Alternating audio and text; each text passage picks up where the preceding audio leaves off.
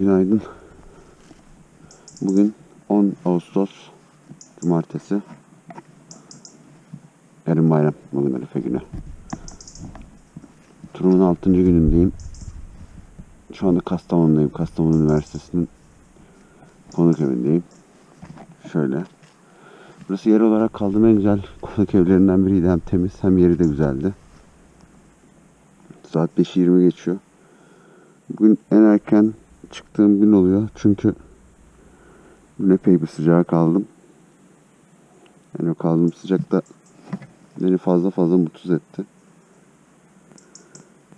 O yüzden biraz daha erken çıkmaya çalışıyorum ki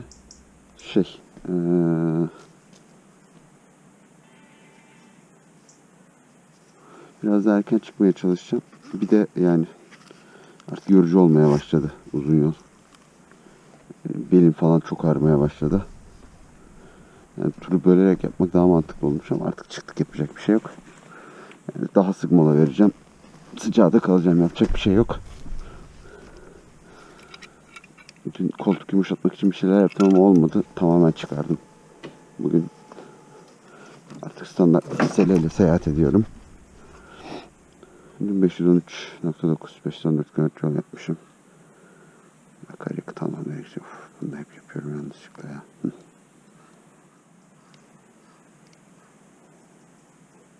Tamamdır.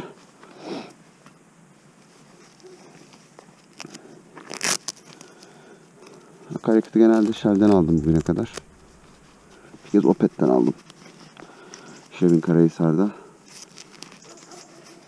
Bayburt'ta yani sorunlu dediler. Depoyu boş tutmayla. Hakikaten de oralarda akaryakıt olunca uzaktan almak gerekiyor. Neyse ki bu motorun yani 500 kilometre yakın menzil veriyorlar ki yani hani depo bitene kadar. Yani 450 kilometreye kadar yol olduğu için büyük bir avantaj. Şimdi buralarda var. Allah'tan öyle bir sıkıntı yok. İlk iş olarak akaryakıt alacağım. Daha sonra bugünkü rotam, onu da söyleyeyim.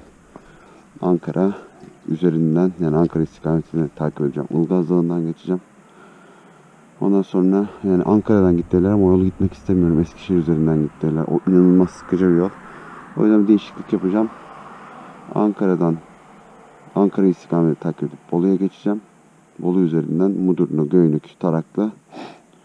Oradan Veziran, Bilecik. Oradan da Kütahya'ya geçeceğim. Bu bir 20 kilometre falan yolu uzatıyor ama en azından daha çok molalı, daha eğlenceli olacaktır diye tahmin ediyorum.